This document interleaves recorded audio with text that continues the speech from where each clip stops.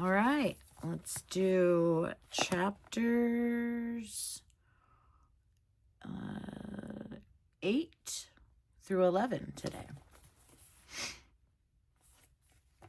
This will be about the flood subsiding. But God remembered Noah and all the beasts and all the livestock that were with him in the ark. And God made a wind blow over the earth, and the waters subsided. The fountains of the deep and the windows of the heavens were closed.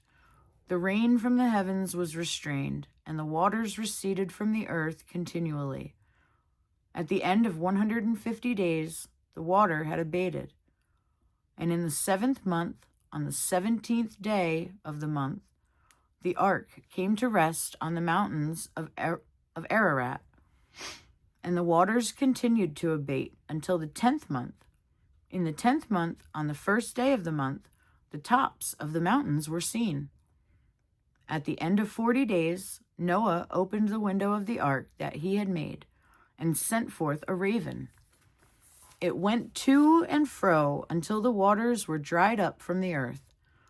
Then he sent forth a dove from him to see if the waters had subsided from the face of the ground. But the dove found no place to set her foot, and she returned to him to the ark, for the waters were still on the face of the whole earth. So he put out his hand and took her and brought her into the ark with him. He waited another 7 days, and again he sent forth the dove out of the ark. And the dove came back to him in the evening, and behold, in her mouth was a freshly plucked olive leaf. So Noah knew that the waters had subsided from the earth. Then he waited another 7 days and sent forth the dove, and she did not return to him any more. In the 601st year, in the 1st month, the 1st day of the month, the waters were dried from off the earth. And Noah removed the covering of the ark and looked, and behold, the face of the ground was dry.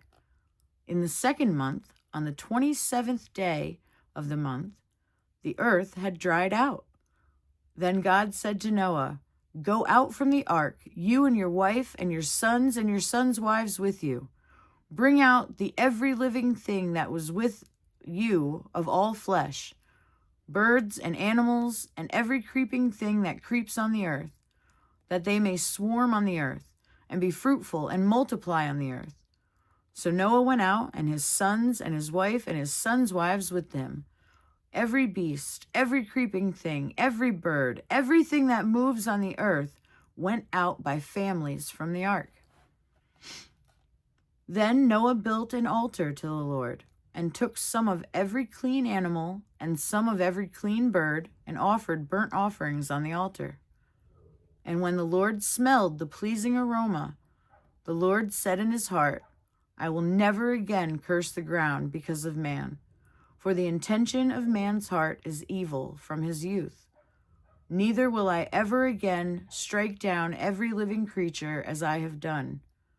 While the earth remains, seed time and harvest, cold and heat, summer and winter, day and night shall not cease." And God blessed Noah and his sons, and said to them, "Be fruitful and multiply and fill the earth. The fear of you and the dread of you shall be upon every beast of the earth, and upon every bird of the heavens, upon everything that creeps on the ground, and all the fish of the sea. Into your hand they are delivered. Every moving thing that lives shall be food for you. And as I gave you the green plants, I give you everything. But you shall not eat flesh with its life, that is, its blood. And for your lifeblood I will require a reckoning. From every beast I will require it, and from man. From his fellow man I will require a reckoning for the life of man. Whoever sheds the blood of man, by man shall his blood be shed. For God made man in his own image.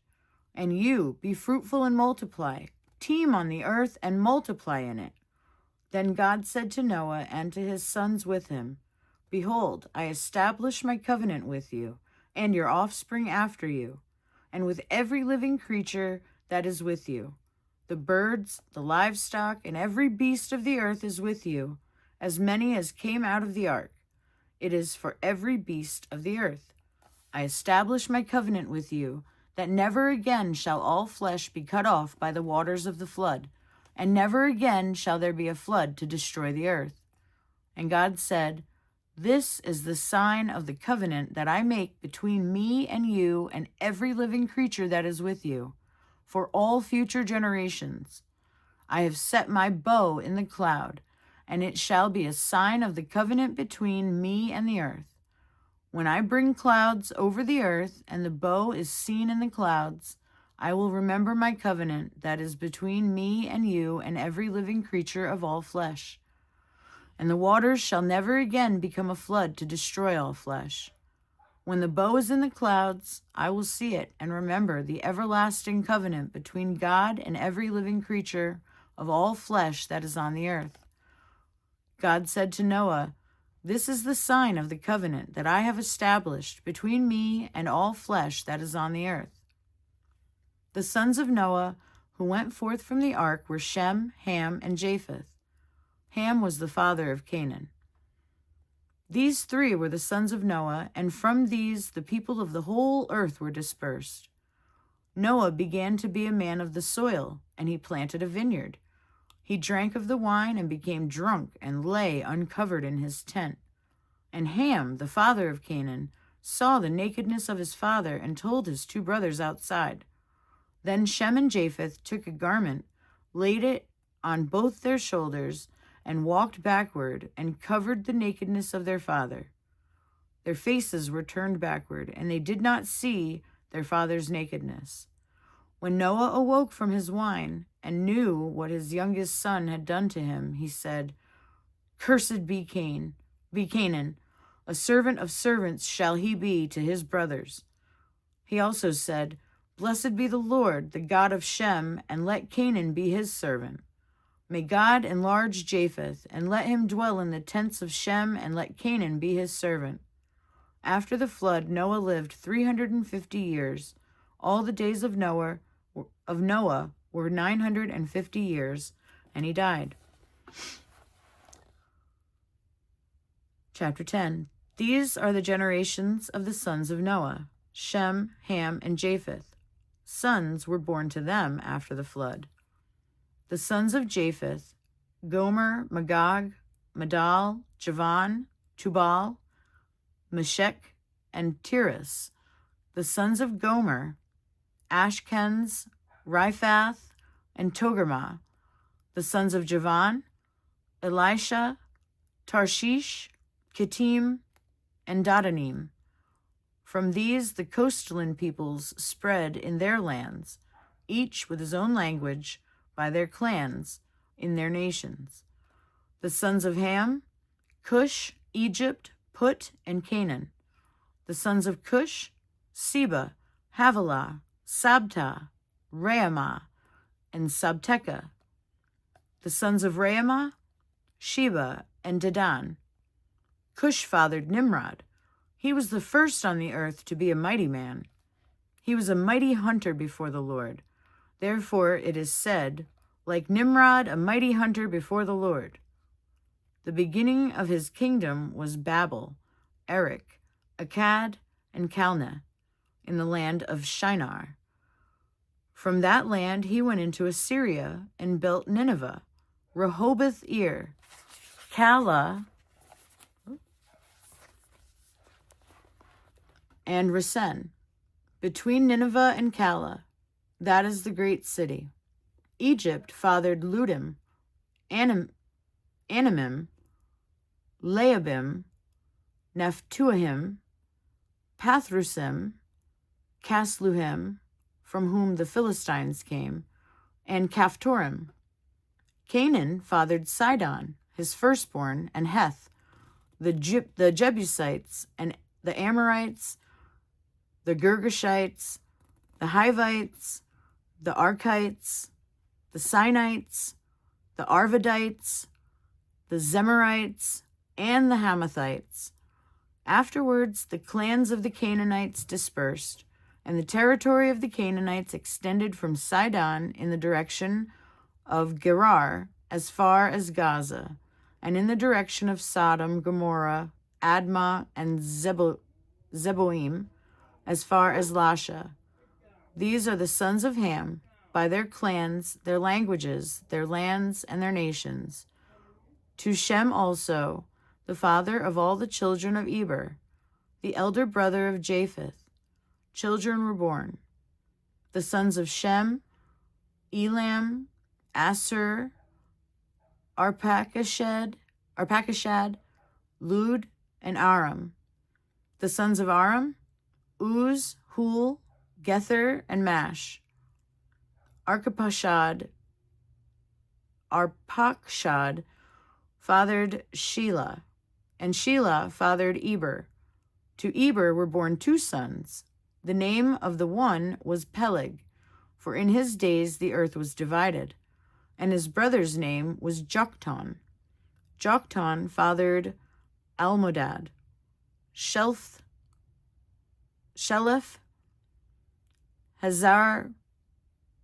Hazarmaveth, Jerah, Hadaram, Uzal, Diklah, Obal, Abimael, Sheba, Ophir, Havilah, and Jobab.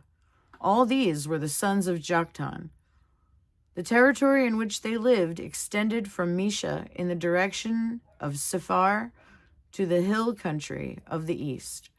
These are the sons of Shem by their clans, their languages, their lands, and their nations. These are the clans of the sons of Noah, according to their genealogies, in their nations, and from these nations spread abroad on the earth after the flood. Chapter 11. Now the whole earth had one language and the same words. And as people migrated from the east, they found a plain in the land of Shinar and settled there. And they said to one another, "Come, let us make bricks and burn them thoroughly." And they had brick for stone and bitumen for mortar. Then they said, "Come, let us build ourselves a city and a tower with its top in the heavens, and let us make a name for ourselves, lest we be dispersed over the face of the whole earth." And the Lord came down to see the city and the tower, which the children of man had built.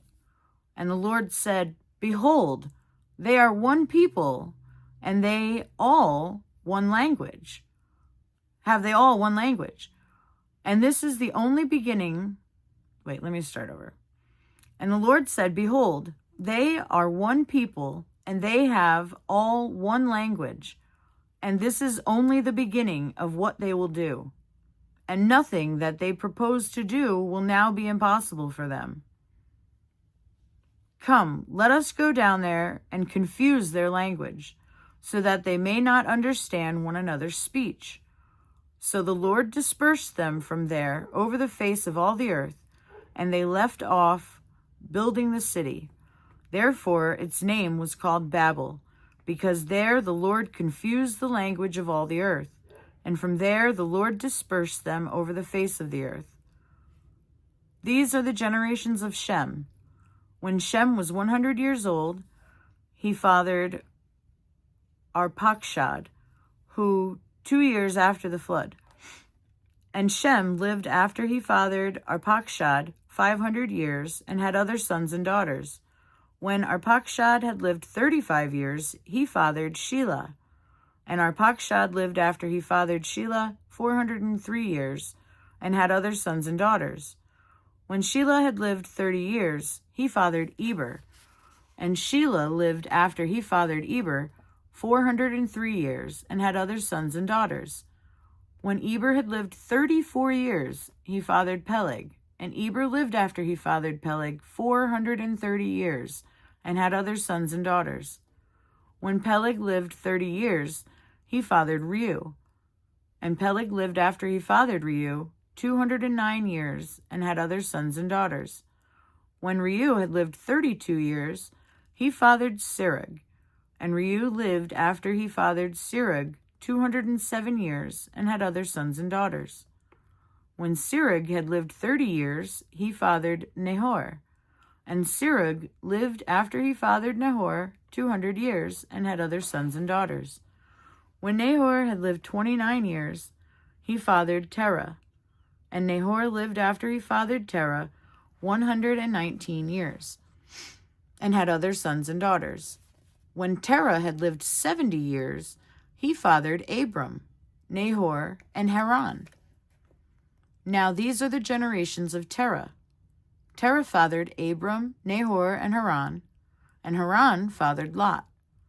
Haran died in the presence of his father, Terah, in the land of his kindred, in Ur of the Chaldeans. And Abram and Nahor took wives. The name of Abram's wife was Sarai, and the name of Nahor's wife, Milcah, the daughter of Haran, the father of Milcah and Iscah.